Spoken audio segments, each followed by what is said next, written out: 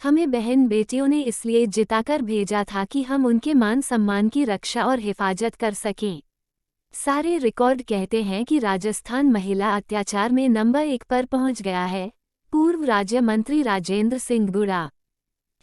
सिंह गुड़ा ने राजस्थान में महिलाओं के खिलाफ अपराध की हालिया घटनाओं पर अपनी ही सरकार की आलोचना की थी, जिसके बाद राज्य के मुख्यमंत्री अशोक गहलोत ने राज्यपाल कलराज मिश्र को राज्य मंत्री राजेंद्र सिंह गुड़ा को बर्खास्त करने की अनुशंसा कर उनको मंत्री पद से बर्खास्त किया।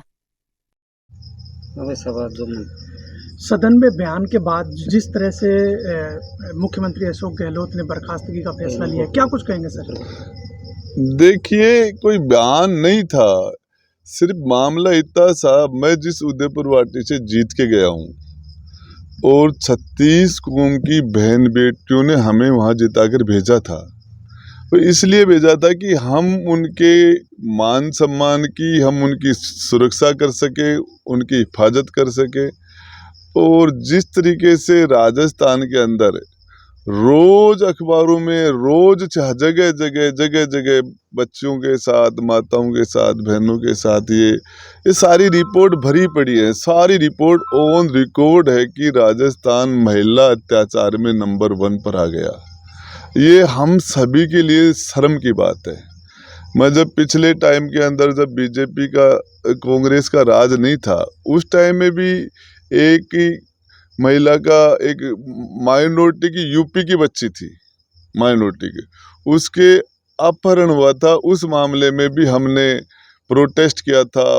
60-70 हज़ार लोग इकट्ठे हुए थे और लोगों को इस उम्मीद के साथ हमें भेजा था कि हम वहाँ राजस्थान की सबसे बड़ी पंचायत में बैठ के और महिलाओं के लिए, बेरोजगारों के लिए, भ्रष्टाचार के ऊपर हम कुछ अच्छा कर पाएंगे। लेकिन नहीं, अब ये जिस तरीके से मणिपुर की जो घटना थी वो शर्मसार है, उसकी सारी निंदा होनी चाहिए।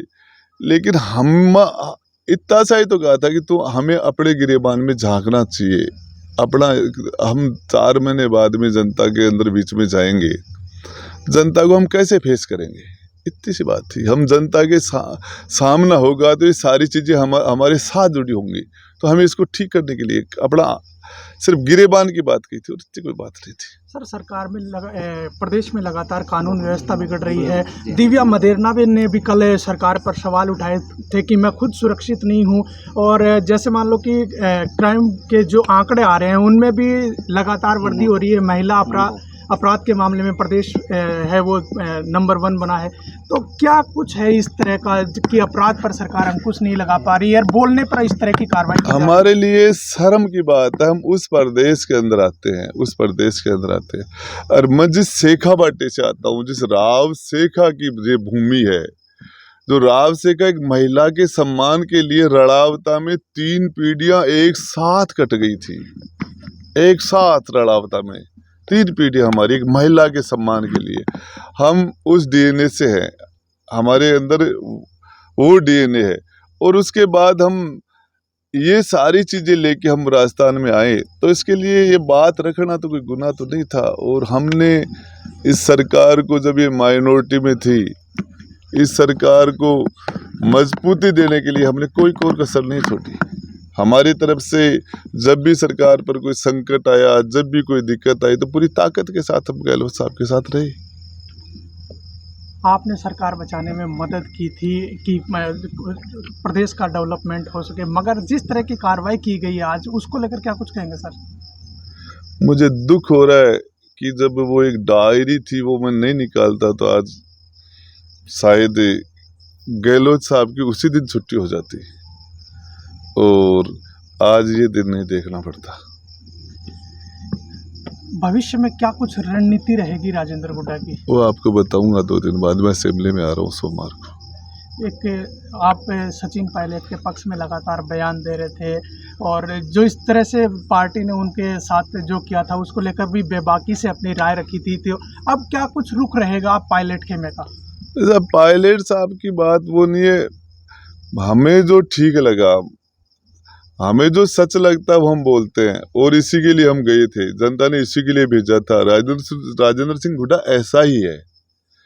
जब भी कहीं भी किसी भी जगह किसी के साथ अत्याचार होता है, चाहे हमारे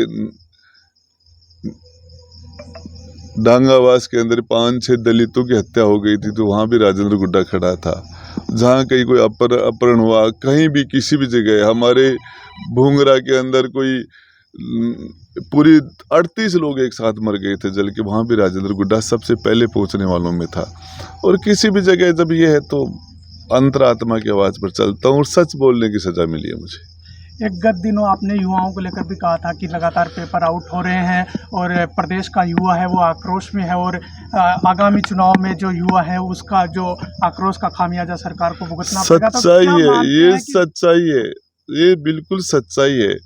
हमारे नौजवान आत्महत्या कर रहे हैं।